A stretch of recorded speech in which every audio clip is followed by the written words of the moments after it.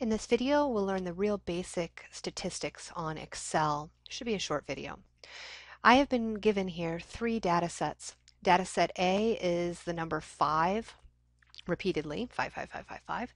Data set B has some data values that are 0, some data values that are 10.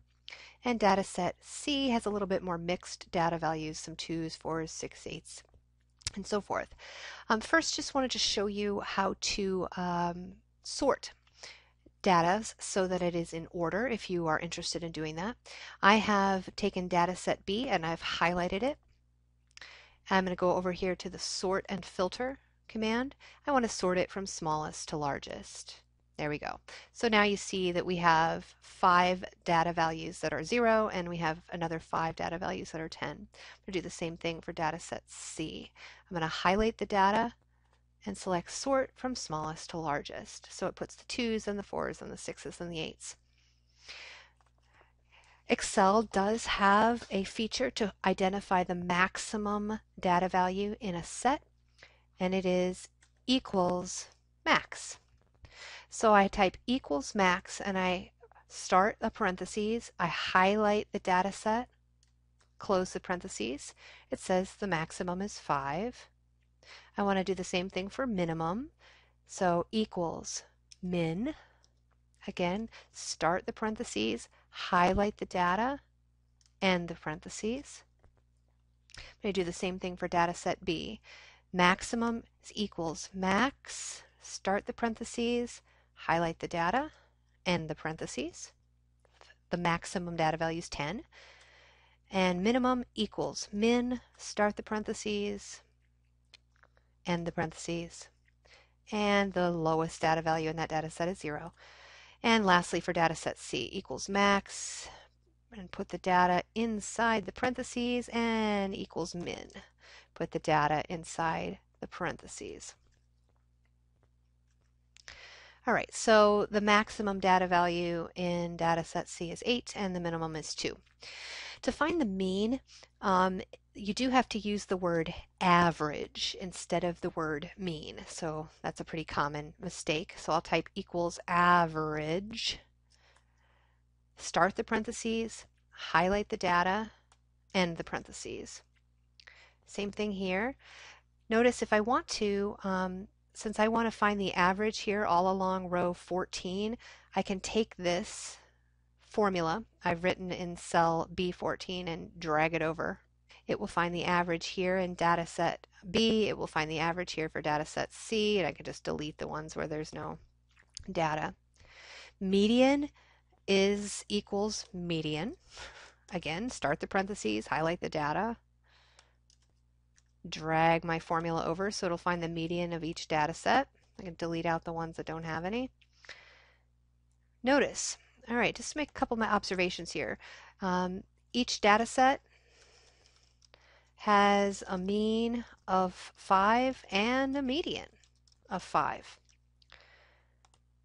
The range of the data sets, the range of a data set A is 0. To find the range, you take the maximum minus the minimum. The range of data set B is maximum is 10 minus minimum is 0. So data set B has a range of 10. And the range of data set C is 6. Maximum 8 minus minimum 2. So it's got a range of 6. Remember then, the range rule of thumb tells us that you can estimate the standard deviation of a data set by taking the range and dividing it by 4.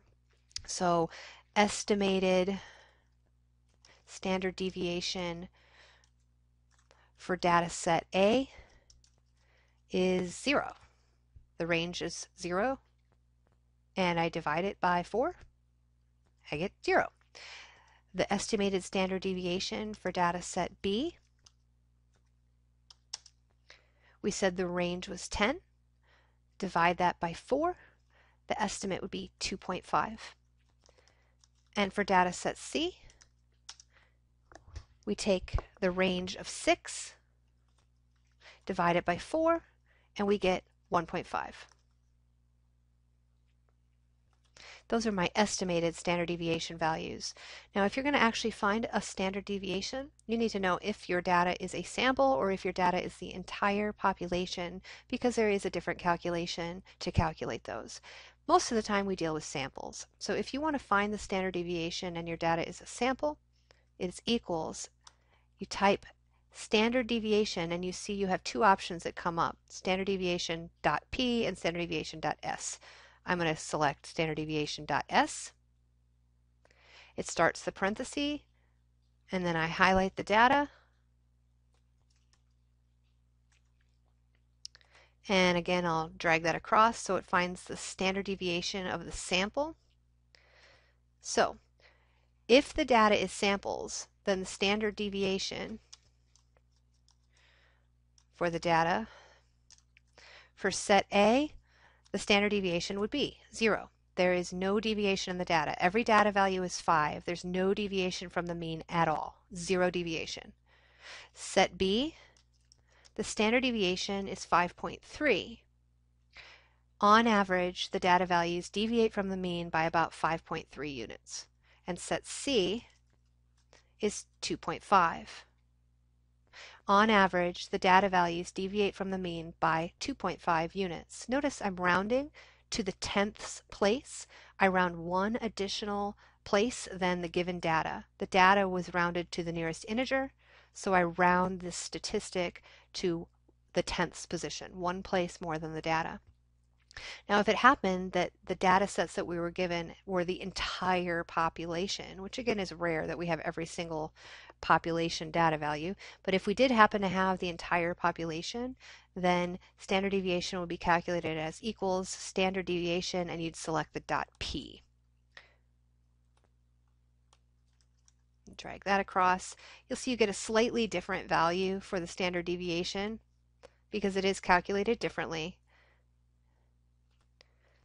So set A, if this were the entire population, set A would have a standard deviation of 0 still. Set B would have a standard deviation of 5. And set C would have a standard deviation of 2.4.